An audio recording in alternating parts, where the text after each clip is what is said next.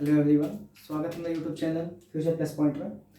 Last chapter में आपने समझा था कि हम कोई भी स्पीसीज का आइडेंटिफिकेशन कैसे करते हैं, फिर हम क्लासिफिकेशन करते हैं, फिर उसका नोमेनक्लेचर करते हैं। आइडेंटिफिकेशन मालूम है, क्लासिफिकेशन क्या होता है वो हम जानते हैं, और कैटेगरीज कौन कौन से होते हैं वो हम जानते हैं। अब हम उन कैटेगरीज का यूज करके क्लासिफिकेशन कैसे करते हैं एनिमल का, वो हम जानेंगे इस चैप्टर में।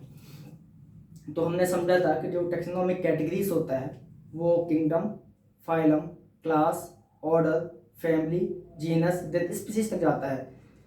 अगर हम वहीं प्लांट की बात करें तो kingdom, division, class, order, family, genus and then species. Plant और एनिमल में सिर्फ डिफरेंस होता है डिवीजन और फाइलम में।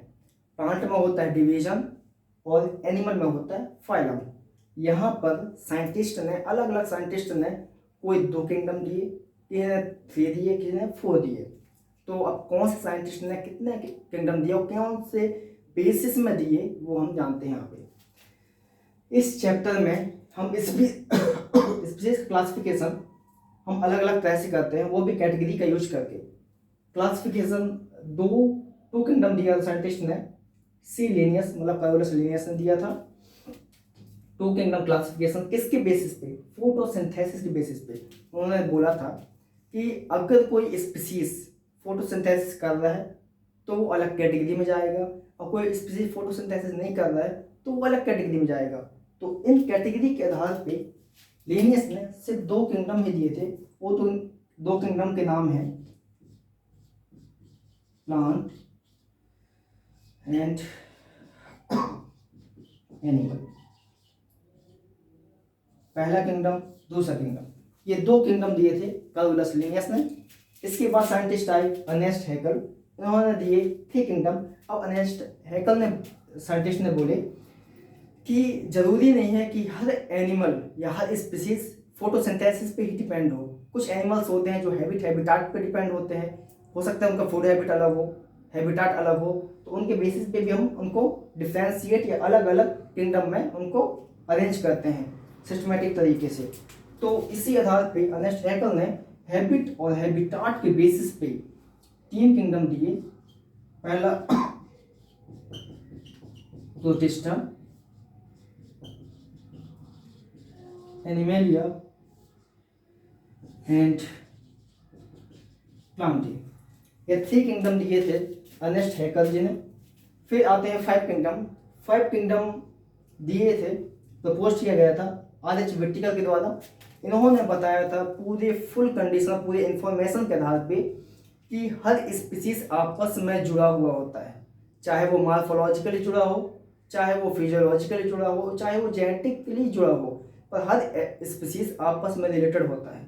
इसी कारण हम हर स्पीसीज को अलग अलग कैटेगरी में रखेंगे, अलग अलग किंगडम में रखेंगे उसके फीचर्स के अकॉर्डिंग। अगर वो टोटली डिफरेंट है तो उसके लिए एक अलग किंगडम होगा, अगर वो थोड़ा बहुत भी रिलेटेड है तो उसको हम सेम किंगडम में रखेंगे। तो इस आधार पे आर.एच. व्हिटिकर ने 5 किंगडम दिए थे। इसके बेसिस पे फाइलोजेनेटिक रिलेशनशिप मतलब उनके एवोल्यूशन कि उनके एंसेस्टर कौन है, वो कितने लाइफ कब मतलब कब से कब तक उन्होंने लाइफ को स्पेंड किया, उन्होंने बताया था आर.एच. व्हिटिकर ने। तो इसके आधार पे उन्होंने 5 किंगडम क्लासिफिकेशन दिए थे, जिसमें फर्स्ट है Monera, second protista, third fungi, fourth animalia and fifth है प्लांट। ये 5 किंगडम को क्लासिफिकेशन दिए थे आर.एच. व्हिटिकर जी ने। तो मोनेरा किंगडम में व्हिटिकर ने बताया था कि जितने भी बैक्टीरिया होते हैं सब ही आएंगे मोनेरा में। प्रोटिस्टा में वो एनिमल्स आएंगे जो यूनिसेलुलर होंगे, जो बैक्टीरिया बिहेव करते होंगे, और फंगी में वो आएंगे जो प्लांट और एनिमल दोनों के बीच का होगा कॉम्बिनेशन, वो आएंगे फंगी में। और एनिमेलिया में पूरे एनिमल्स और प्लांट में पूरे प्लांट्स। आर.एच. व्हिटिकर ने ये 5 किंगडम को प्रपोज किया था।